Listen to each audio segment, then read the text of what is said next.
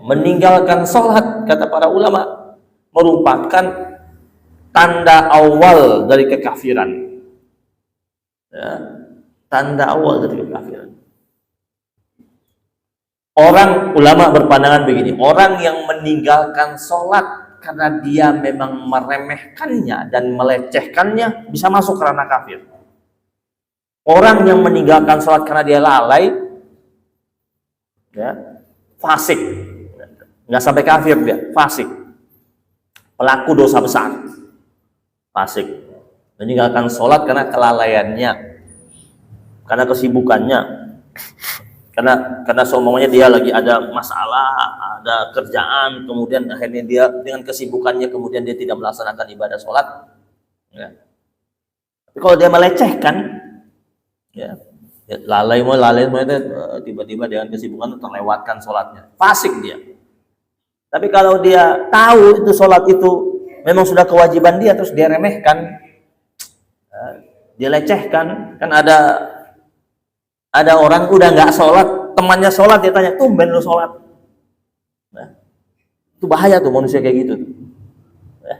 Tumben, dia nggak berangkat sholat, dia muslim katanya, terus kagak sholat. Seorang berangkat sholat diledekin sama dia.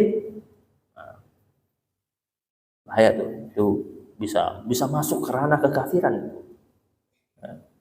Lalai, fasik. Jadi,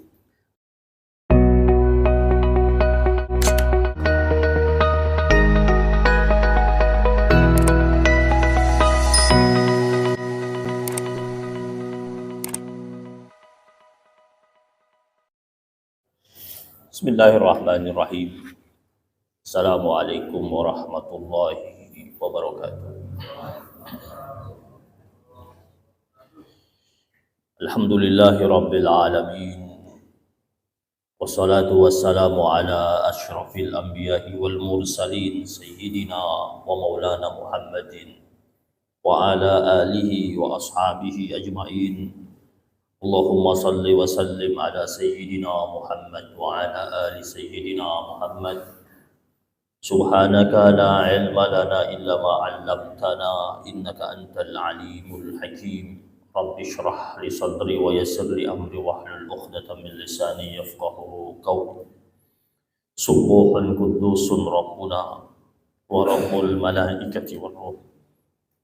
Jamaah majlis kajian yang dimuliakan Allah Subhanahu wa taala Masjid Fatimah Muhammad, mengawali majlis kita yang mulia, marilah sama-sama kita hadirkan hati kita tundukkan kepala kita memohon ridha dari Allah Subhanahu wa taala agar segala macam bentuk keberkahan dan kebaikan turun dalam kehidupan kita, dan kita bacakan surat Al-Fatihah untuk kehidupan kita, untuk kebaikan kita, untuk orang tua kita, untuk guru-guru kita, untuk orang-orang yang kita cintai dalam kehidupan kita, dan kita doakan yang telah mewakafkan masjid ini, yaitu atas nama almarhumah Fatimah Fadl Al-Amri dan almarhum Muhammad bin Said Awad Martak, ala hadhihi niyyah wa ala kulli niyatin salihah.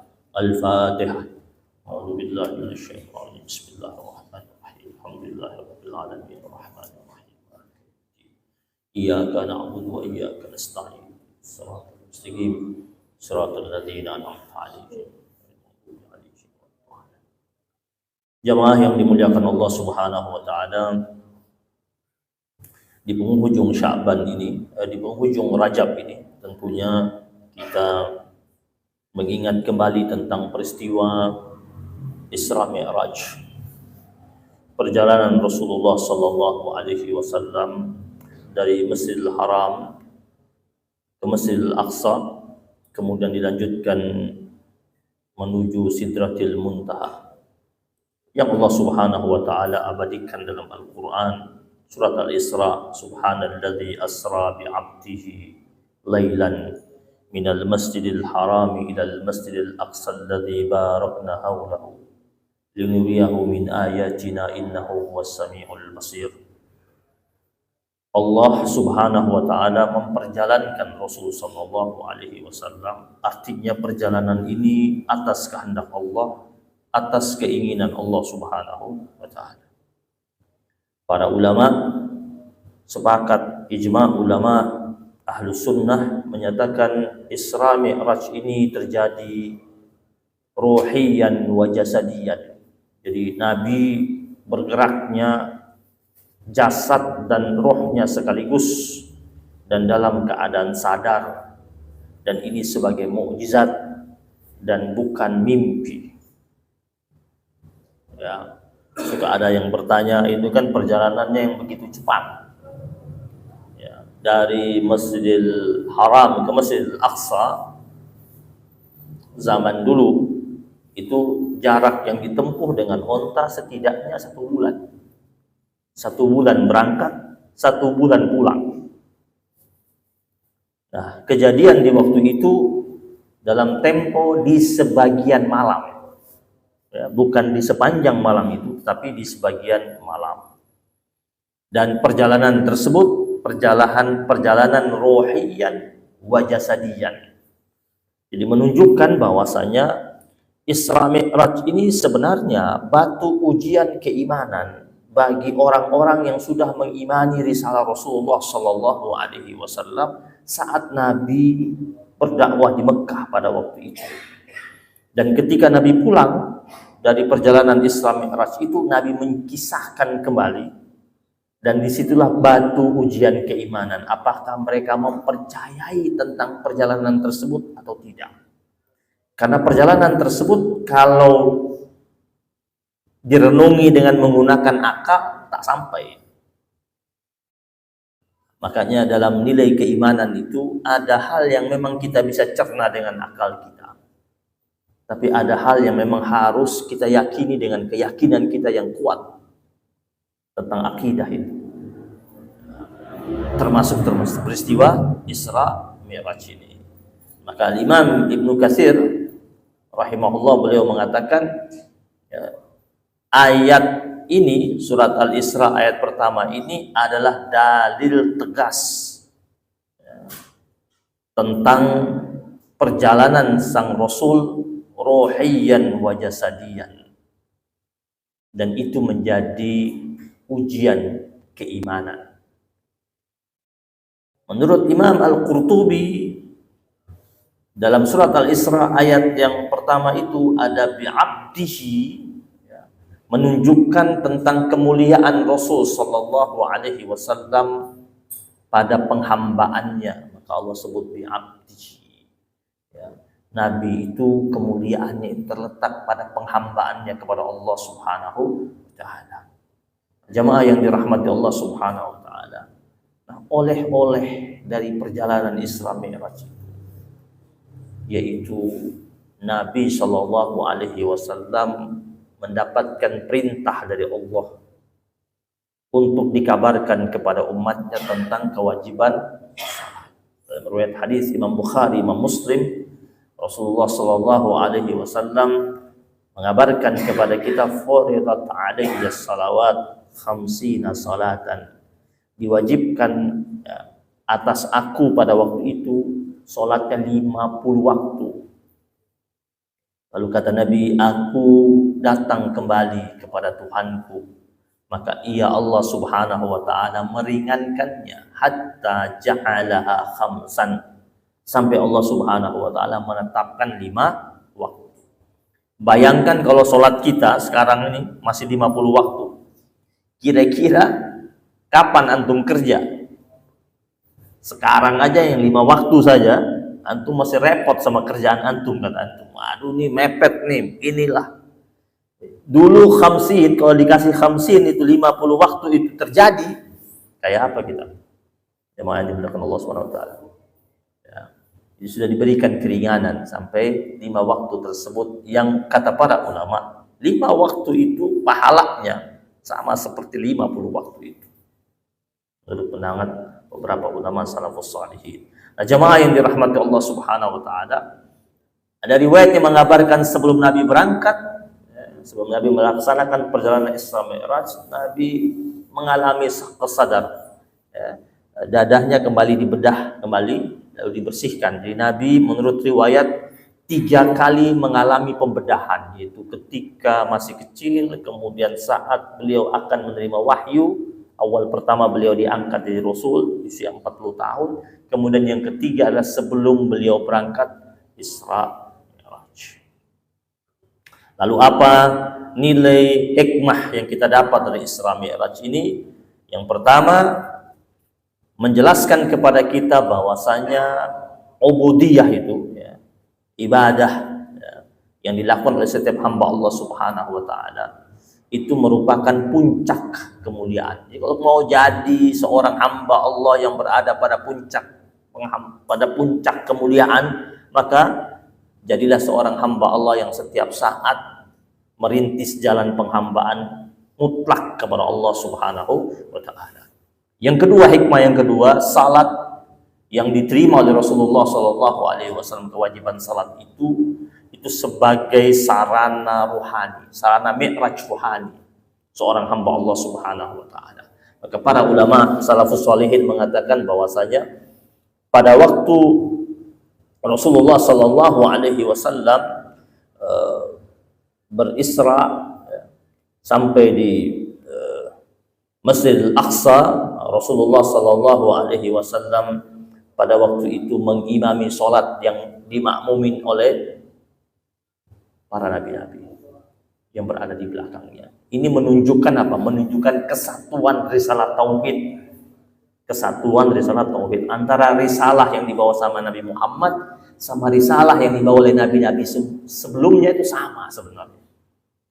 Nabi Muhammad Shallallahu Alaihi Wasallam datang sebagai pamungkas daripada setiap risalah yang dibawa oleh nabi-nabi sebelum Nabi Muhammad Shallallahu Alaihi Wasallam. Dan salat ini dikatakan sebagai mi'raj ruhani. Kenapa? Karena salat dalam ibadah salat ini menghubungkan antara bumi dan langit, menghubungkan antara sang khalik dengan sang makhluk. Ya. Kita salat, kita sebagai sang makhluk. Ketika kita salat, kita sedang menghubungkan diri kita dengan sang khalik, dengan Allah Subhanahu wa taala. Maka salat itulah dikatakan sebagai mi'rajul mukminin. Kata Nabi, as-salatu mi'rajul mukminin. Salat itu sebagai mi'rajnya orang-orang mukmin, sebagai bentuk komunikasi seorang hamba Allah dengan Tuhannya, dengan penciptanya Allah Subhanahu wa taala. Nah, jamaah yang dirahmati Allah Subhanahu wa taala, tentu kita perlu pahami dengan dalam tentang salat ini yang merupakan ibadah istimewa dalam Islam. Kenapa dikatakan istimewa? Karena perintah pelaksanaannya itu diterima langsung oleh Rasulullah Shallallahu Alaihi Wasallam dari Allah Subhanahu Wa Taala.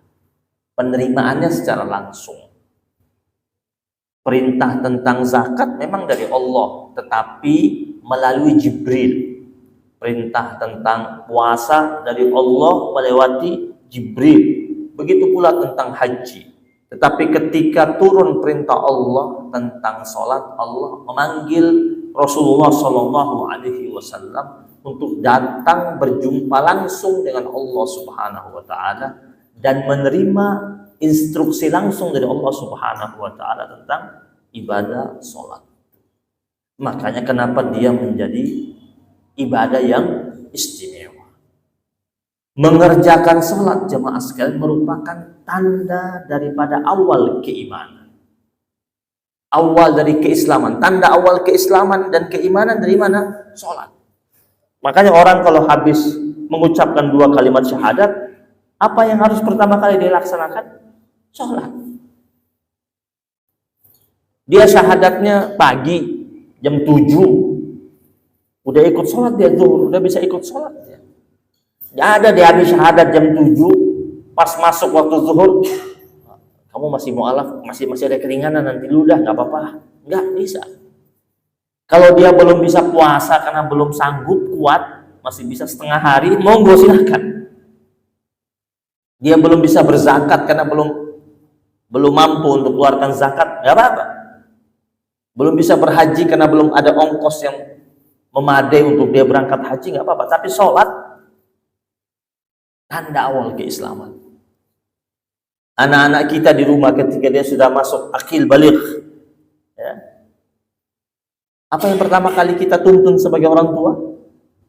Kewajiban dia. Kita kasih tahu sama dia, kewajiban kamu sekarang wajib sholat. Harus dikasih tahu itu. Ya. Jangan biarin, ntar aja dah. Ntar juga nanti dia sholat nggak bisa.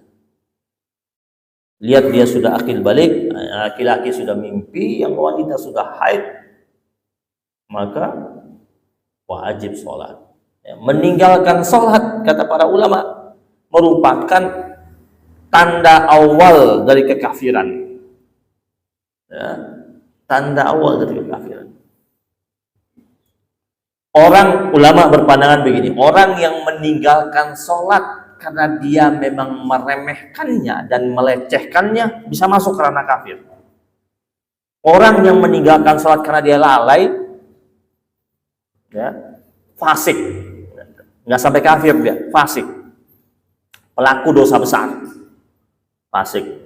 Meninggalkan sholat karena kelalaiannya, karena kesibukannya. Karena seumumnya dia lagi ada masalah, ada kerjaan, kemudian akhirnya dia dengan kesibukannya kemudian dia tidak melaksanakan ibadah sholat. Ya. Tapi kalau dia melecehkan, ya, lalai itu tiba-tiba dengan kesibukan terlewatkan sholatnya, fasik dia. Tapi kalau dia tahu itu sholat itu memang sudah kewajiban dia, terus dia remehkan, ya, dia lecehkan. Kan ada orang udah nggak sholat, temannya sholat, dia tanya, tumben lu sholat. Nah, itu bahaya tuh manusia kayak gitu. Ya, tumben, dia nggak berangkat sholat, dia muslim katanya, terus kagak sholat. Seorang berangkat sholat diledekin sama dia. Nah, bahaya tuh, itu bisa masuk ke ranah kekafiran. Nah, lalai, fasik. Jadi, apa itu sholat? Secara bahasa artinya doa. Secara bahasa. Secara istilah aqwalun wa af'alun. Ucapan dan gerakan anggota tubuh muftatahatun bit takbir, yang dibuka dengan takbir, wa mukhtatamatun bit taslim, yang ditutup dengan salam. Jadi dari awal takbir tadi kita sholat maghrib sampai salam itu kita sholat, itu istilahnya. Secara bahasa, secara lughatan, sholat itu apa? Doa. Ya. Maka dalam surat At-Taubah itu ayat 103, Allah Subhanahu wa taala berfirman, "Khudh min amwalihim sadaqatan tutahhiruhum wa tuzakkihim biha wa shalli 'alaihim." Ada kata wa shalli 'alaihim. Ambillah zakat dari harta mereka guna membersihkan dan mensucikan mereka, kemudian wasalli alaihim, dan berdoalah untuk mereka. Jadi kata wasalli alaihim bukan solatlah untuk mereka, tapi apa? Berdoalah untuk mereka. Inna salataka sakanun lahum. Sesungguhnya doamu untuk mereka itu sebagai penenang bagi jiwa mereka. Kenapa sholat dalam bahasa dikatakan doa? Karena semua yang kita baca dalam sholat itu doa memang. Ya, yang kita baca, termasuk kita mengatakan iyyaka na'budu wa iyyaka nasta'in, itu kan kita, ya, itu kan kita mau menyatakan kepada Allah, hanya kepada Allah kita menyembah, hanya kepada Allah kita memohon pertolongan. Terus kita mengatakan ihdinas siratal mustaqim, itu kan kita berdoa kepada Allah, memohon kepada Allah agar kita menuntun kita, menunjukkan kepada kita jalan yang lurus, jalan yang Allah Subhanahu wa taala berikan nikmat-nikmat dan karunia-karunia dari Allah Subhanahu wa taala. Jemaah yang dirahmati Allah Subhanahu. Sholat ini kenapa menjadi utama? Karena fadilah-fadilah mengenai sholat ini disebutkan banyak dalam Al-Quran dan dalam hadis-hadis Nabi Muhammad SAW. Sholat itu sejatinya dijadikan sebagai kebutuhan yang sangat mendasar bagi seorang hamba Allah Subhanahu wa taala. Jangan sampai seorang hamba Allah Subhanahu wa taala menjadikan ibadah sholatnya itu sebagai beban berat dalam dirinya. Ya. Karena seluruh aktivitas sholat ini harusnya dilakukan dengan hal yang menyenangkan. Makanya dengan cara ridho. Apa tuh ridho? Orang yang ridho dalam beribadah itu apa? Orang yang ketika dia beribadah dengan penuh kesenangan. Bahagia dia ketika melaksanakan ibadah sholat itu. Maka Rasul Shallallahu Alaihi Wasallam pernah dalam sebuah riwayat hadis memperumpamakan tentang ibadah sholat itu dengan perumpamaan yang begitu indah. Ketika Rasul Shallallahu Alaihi Wasallam menyatakan kepada para sahabat-sahabat Rasul, "Ara'aitum law anna nahran bibabi ahadikum," kata Nabi. Ya. Bagaimana pendapat kalian kalau seumpamanya di depan pintu rumah kalian itu, di depannya persis itu ada sungai, kemudian yaghtasilu fihi kulla yaumin khamsan. Kemudian orang yang pintu rumahnya itu di depannya itu ada sungai, terus dia keluar, dia mandi 5 kali sehari.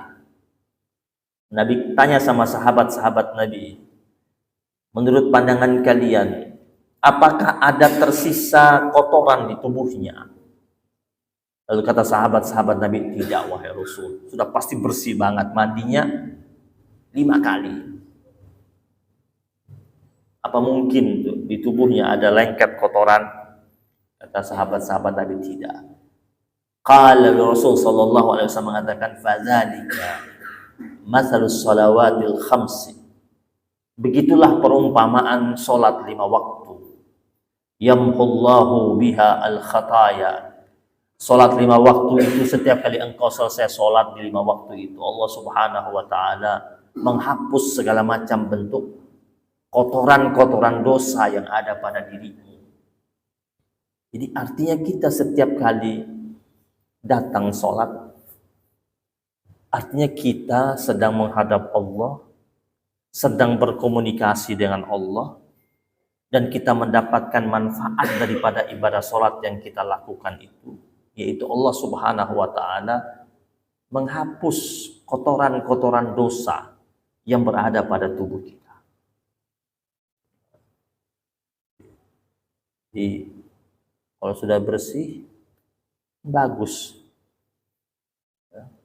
Maka jamaah yang dirahmati Allah Subhanahu wa taala, dalam Al-Qur'an Allah menjelaskan tentang orang mukmin yang bahagia itu siapa.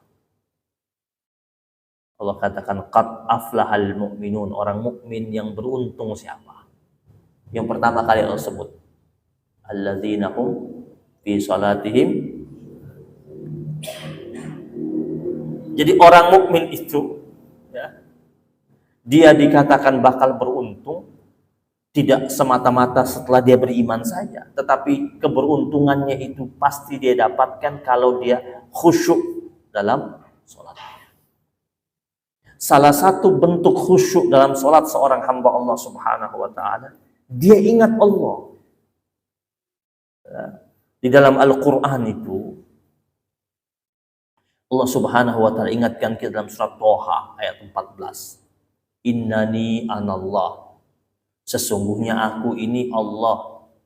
La ilaha illa ana. Tidak ada Tuhan selain aku. Fa'budni. Maka sembahlah aku. Wa aqimis salata li dzikri.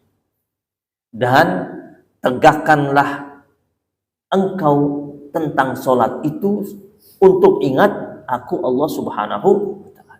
Tegakkanlah sholat untuk ingat aku Allah. Jadi kita ini sholat kita untuk apa? Dizikri, untuk ingat aku. Maka pertanyaannya, kalau kita datang sholat ternyata tidak ingat Allah, berarti kita tidak jalankan firman Allah surat Toha ayat 14 ini. Butuh konsentrasi tidak? Butuh. Kita lagi dialog sama Allah, lalu tidak konsentrasi, lalu jadi apa ya? Anak kita ngobrol sama kita, terus dia tidak konsentrasi, apa yang kita lakukan? Kita marahin ya? Kita lagi ngobrol serius nih, dia duduk di hadapan kita, lagi ngomong sesuatu, terus kita lagi nasihatin dia, terus matanya kemana-mana, konsentrasinya mukanya nggak lihat kita, tidak dengar ucapan kita, tidak ada konsentrasi sama sekali. Kesel nggak kita? Nah ini kita datang sama Allah Subhanahu Wa Taala. Dan sholat itu dikatakan sebagai mi'rajul mukminin, mi'rajnya orang mukmin. Artinya ketika dia takbiratul ihram, Allahu Akbar, saat itu ya, tubuhnya memang ditebet ini, tetapi rohnya itu sudah mi'raj ke Allah Subhanahu Wa Taala. Tapi dia tidak konsen. Terus yang dia hadapi siapa? Kalau dia tidak konsen. Terus dengan begitu apakah dia bisa dapat efek? Apakah dia bisa dapat efek baik dari sholatnya? Yang Allah Subhanahu Wa Taala mengatakan inna salata tanha 'anil fahsya wal munkar. Salat itu mencegah seseorang dari perbuatan keji dan mungkar. Bisakah dia dapat efek itu jika dia dalam sholatnya ingatannya kepada Allah tidak kuat? Jadi sholat ini tidak hanya sekedar gerakan anggota tubuh, tetapi hadirnya hati. Ya. Kalau orang sholat itu tidak hadir hatinya, itu ibaratnya dia seperti bambu-bambu yang terlihat kokoh dari luar, tetapi kopong dalamnya, kosong. Seperti batang-batang bambu yang terlihat tegak, berdiri, tetapi kosong, tidak ada isinya sama sekali. Tetapi kalau dia sholatnya, ruhnya itu ada, ya, hatinya hadir, hudurul qalb, itu ibarat dia seperti pohon-pohon yang kokoh, yang kuat, ya, yang antara luar sama dalamnya padat dia. Maka Imam Al-Ghazali rahimahullah, beliau menjelaskan bahwasanya untuk mencapai titik sholat yang baik itu, maka kata beliau perhatikan tentang 4 hal. Yang pertama, asyuru' ma'al ilmi. Laksanakanlah syariat sholatmu itu dengan ilmu. Artinya, yang engkau baca dalam sholatmu engkau paham. Engkau mengerti. Ya, kalau paham yang dibaca, mengerti yang dibaca, insya Allah khusyuknya hadir. Tapi kalau yang dibaca hanya sekedar hafalan, tidak ngerti isi kandungannya, gimana mau mancing kekhusyuan? Kalau semua yang dibaca dia tidak tahu. Orang baca buku yang dia paham, yang dia tahu alur ceritanya, dia akan nikmati. Tapi kalau dia baca buku yang dia tidak paham dan tidak tahu alur cerita, dia lewatin begitu saja. Nah, sholat juga begitu. Kita ingin sholat menghadap Allah Subhanahu Wa Taala dengan serius. Bukan seperti orang mabok. Tahu orang mabok? Orang mabok itu tidak paham apa yang dia ucapkan, kan? Sedangkan kita kan bukan orang mabok, orang sadar. Dalam Al-Quran itu Allah katakan, ya ayyuhalladzina amanu la taqrabus salata wa antum sukara. Hai orang-orang yang beriman, janganlah kalian mendatangi sholat sedangkan kalian dalam keadaan mabok. Sampai engkau faham apa yang kau ucapkan. Sampai engkau mengerti apa yang kau katakan, kata Allah Subhanahu Wa Taala. Jadi, kenapa orang mabok itu dilarang sholat sama Allah Subhanahu Wa Taala? Kenapa? Karena dia tidak sadar. Dan yang dia ucapkan dia tidak paham. Nah sekarang ini kita ketika datang sholat, tidak ada yang dalam keadaan mabuk, sadar semua. Tetapi celakanya orang sadar, tetapi ketika sholat seperti orang mabuk, yang dia baca dia tidak paham. Kalau begitu lebih parah nggak daripada orang mabuk? Kalau orang mabuk masih dimaklumin, kan habis minum dia. Ini kita nggak lagi minum apa-apa. Datang sholat, tapi yang kita ucapkan kita nggak paham. Maka ilmu tentang sholat itu harus dipelajari. Ya. Bacaan-bacaan yang kita baca dalam sholat itu, kita lihat kembali artinya. Ya. Jangan hanya ingat Allahu Akbar, Allah Maha Besar, itu doang tahu artinya. Pasti sami Allahu liman hamidah, bingung apa ya? Sami Allahu liman hamidah. Semua gerakan kita dari rukuknya kita, i'tidalnya kita, seluruh bacaannya kita ngerti maknanya, seluruh bacaan-bacaan ayat-ayat Al-Quran yang kita baca dalam sholat kita tahu maknanya, kita resapi maknanya. Insya Allah hati itu hadir dalam sholat. Khusyuk itu bisa datang. Yang pertama. Jadi Jadi bahkan kata Imam Al-Ghazali, ya, jika sedang melaksanakan sholat, harusnya itu umat Islam itu dia melupakan dunia beserta penghuninya.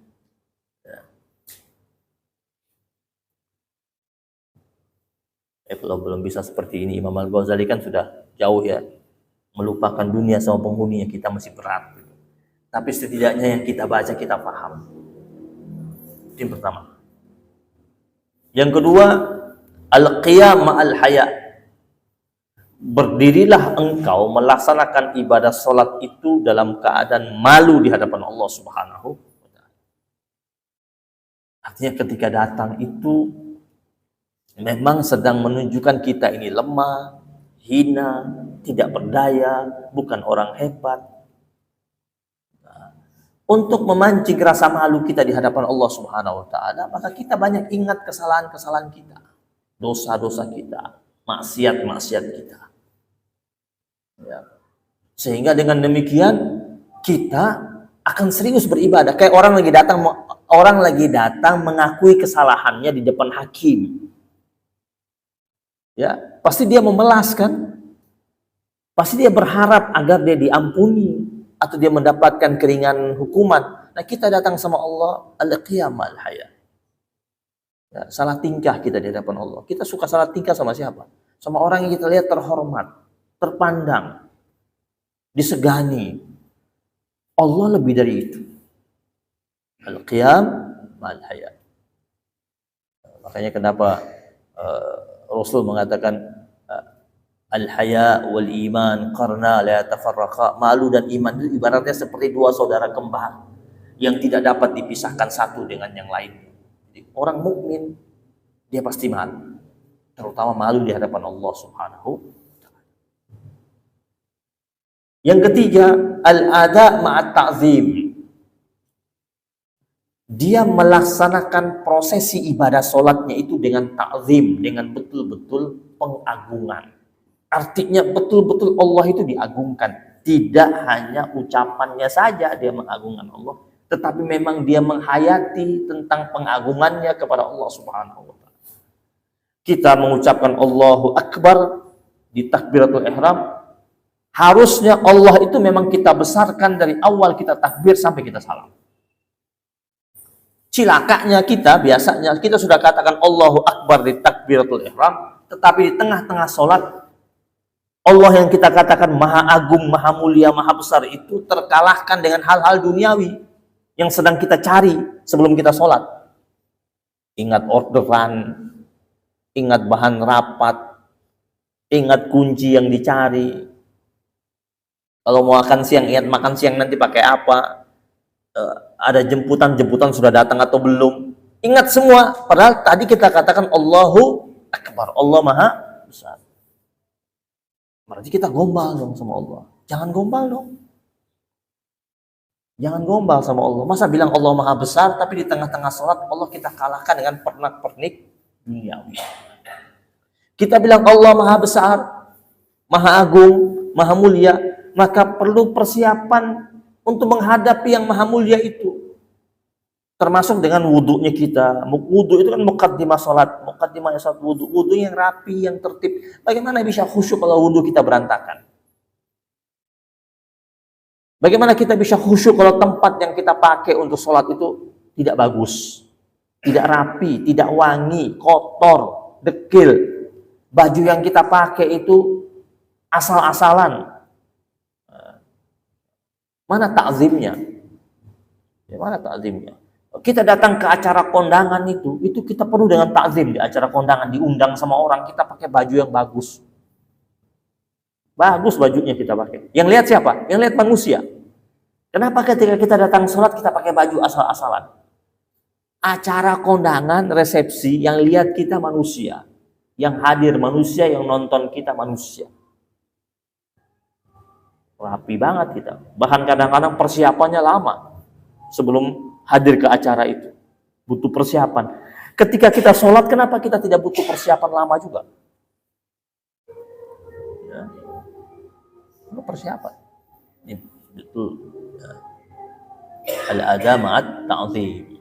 Baru yang keempat, Kata Imam Al-Ghazali, al-khuruj ma'al khauf. Keluarlah engkau dari prosesi ibadah solatmu itu dengan selipkan rasa takut dalam hatimu. Takut kalau ibadah yang kau lakukan itu tidak sempurna. Jadi jangan setelah selesai sholat rasa sudah bebas tuh, udah aman.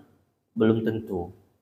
Maka kita harus selipkan rasa takut itu, berharap, ya Allah, kalau ini belum sempurna, Engkau sempurnakan. Kalau masih banyak kurang, ya Allah, maafkanlah, ya Allah. Kita tidak mau jadi hamba Allah yang Allah katakan dalam surat Al-Ghasyiyah itu, amilatun nasibah, kerja keras yang sia-sia. Amal yang banyak tetapi ternyata tidak punya nilai di yaumil akhir. Maka seluruh tatanan ibadah kita yang kita lakukan, walaupun kita sudah merasa itu baik, tetapi kita tetap menyelipkan rasa takut di hadapan Allah. Takut tidak diterima, takut kurang sempurna, takut tertolak. Kayak kita lagi ujian deh. Ya. Dulu waktu kita lagi ujian, sudah jawab seluruh pertanyaan. Ya. Itu setelah keluar, setelah serahkan kertas lembar jawaban, itu kan keluar masih dengar teman, oh saya jawabnya ini, saya jawab ini. Ada rasa khawatir kan? Jawaban saya benar nggak ya? Ada rasa khawatir. Berharap mudah-mudahan yang saya jawab itu betul-betul benar dan bagus dan dapat nilai bagus. Sholat juga begitu. Al-khuruj ma'al khauf. Engkau selesai dalam pelaksanaan ibadah sholatmu itu tutup dengan rasa takut. Takut di hadapan Allah Subhanahu wa ta'ala. Jamaah yang dirahmati Allah Subhanahu wa ta'ala. Sholat ini tiang agama. Maka Rasul ingatkan kita, Rasul amri al-Islam. Induk dari segala perkara itu Islam. Islam ini perkara apa saja kok dengan nilai-nilai Islam selesai. Nabi kata, wa amuduhu as-salah, dan tiangnya itu adalah salat. Jadi salat yang berkualitas adalah salat yang sah dan diterima oleh Allah Subhanahu wa taala. Nah, salat itu dikatakan sah dan diterima oleh Allah Subhanahu wa taala jika dia memenuhi seluruh syarat sahnya salat. Memenuhi seluruh rukun-rukunnya sholat, sehingga dia juga menjauhi hal-hal yang membatalkan sholat.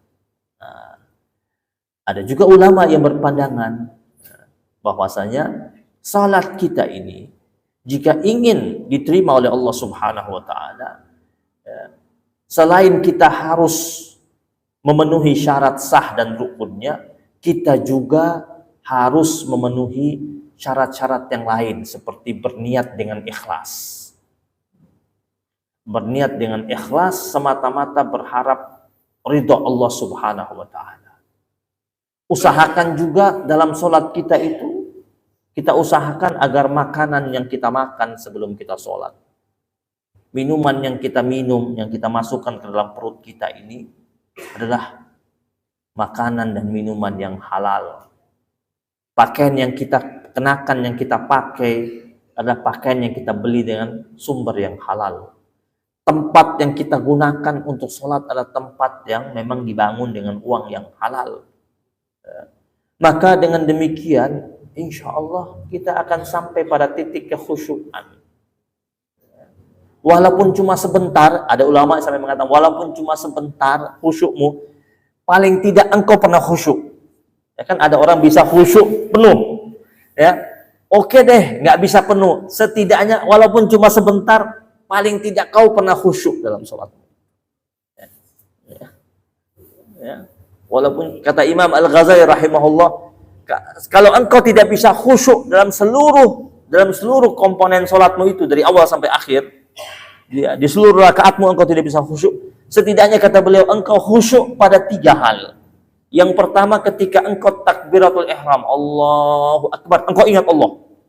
Ingat karunia-Nya, ingat kebaikannya, ingat rahmatnya, ingat murkanya, ingat azabnya, ingat kemarahannya, ingat surganya, ingat nerakanya, ingat semua itu. Ya. Pas takbiratul ihram. Kan kebangatan banget, pas takbiratul ihram udah gak ingat Allah. Ya. Yang pertama, pas takbiratul ihram, ingat Allah. Ingat segala macam bentuk rahmat Allah Subhanahu wa ta'ala.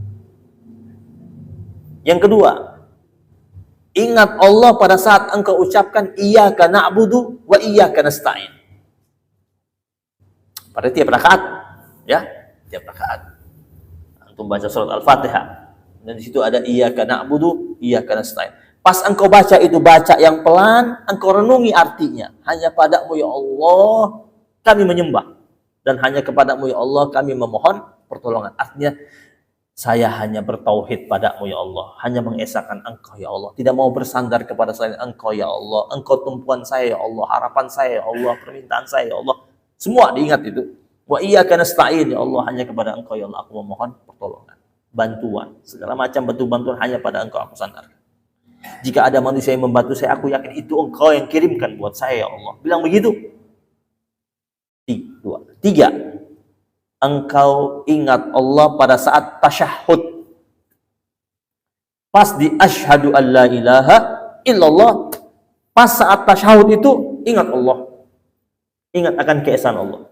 Kata Imam Al-Ghazali, kalau engkau belum bisa seluruh ibadah solatmu itu khusyuk, setidak-tidaknya engkau khusyuk pada tiga keadaan ini. Tiga keadaan ini. Ini sudah bagus kata beliau. Jangan enggak sama sekali. Ya. Jadi kalau orang yang sholat, ya, kemudian dia tidak mampu memancing kekhusyuan, kesian. Ya. Dia bisa saja dia dinilai mengerjakan sholat, tapi belum tentu dia menegakkan sholat. Karena khusyuk yang kita lakukan itu, insya Allah dengan kekhusyuan itu kita bisa menegakkan sholat. Tadi kita sholat maghrib itu kita baru mengerjakan. Menegakkannya kapan? Pas keluar dari masjid. Interaksi kita, hubungan kita dengan orang. Ya, makanya efeknya apa? Tanha anil fahsya wal munkar. Maka Nabi katakan, la sholata, tidak anggap orang itu sholat kalau dalam dirinya itu belum mampu dirinya mencegah dari perbuatan keji dan mungkar. Kata Nabi, tidak dianggap dia sholat kalau orang tersebut ternyata hasil dari sholatnya itu dia belum mampu menjauhkan dirinya dari perbuatan keji dan mungkar. Jadi mudah-mudahan kita menjadi hamba Allah Subhanahu wa Ta'ala yang setiap saat bisa khusyuk dalam sholat kita. Dan kenapa kita sholat? Memang Allah perintahkan, fasalli li rabbika wanhar,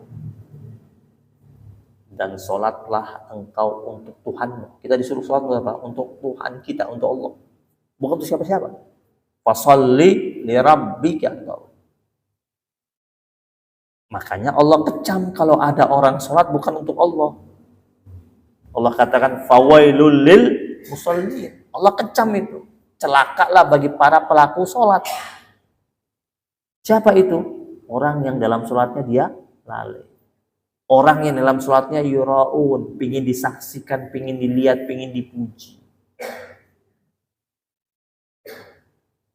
Apalagi? Yamna'unal ma'un. Siapa itu? Dia sholat, tetapi praktek ibadah sosialnya kacau. Tetap dibilang celaka sama Allah. Walaupun 5 waktu dia di masjid, tetapi yamna'unal ma'un, mencegah dan melarang orang untuk berlaku baik, mencegah orang untuk menolong orang, ya, yamna'unal ma'un. Itu ibadah apa tuh? Ibadah sosial. Jadi sebenarnya sholat ini mendidik kita untuk menjadi jiwa-jiwa yang salehnya dua sekaligus. Saleh secara spiritual, saleh secara sosial. Harusnya begitu.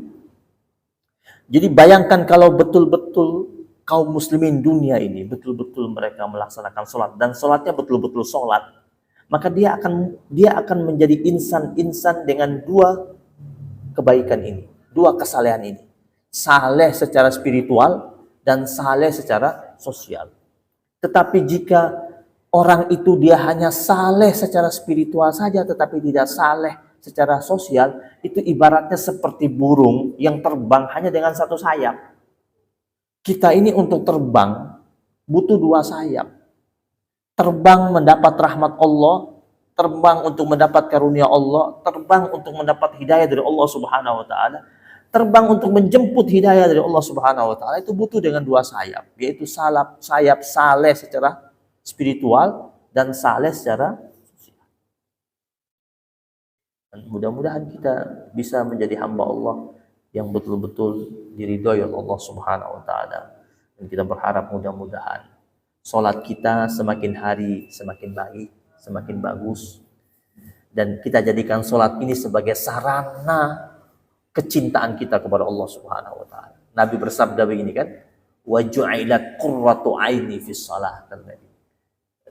Telah dijadikan sebagai sumber kebahagiaanku pada salat. Jadi Nabi saja, Rasulullah, mau menjemput kebahagiaan dengan hamparan sejadah yang dia hamparkan, kemudian dia sholat. Jadi Nabi itu mengabarkan kepada kita, Rasulullah ketika dia ingin sesuatu yang menghibur dirinya, menghilangkan kesedihan dan kegelisahannya, lewat apa? Sholat. Wa ju'ilat qurratu aini fis shalah. Kita ingat hadis Nabi ini, dan kita jadikan sholat ini sebagai pelipur lara kita, penghibur kita, permata keindahan buat kita dalam kehidupan kita ini. Dan mudah-mudahan Allah hadirkan kebaikan buat kita dan keberkahan buat kita semuanya.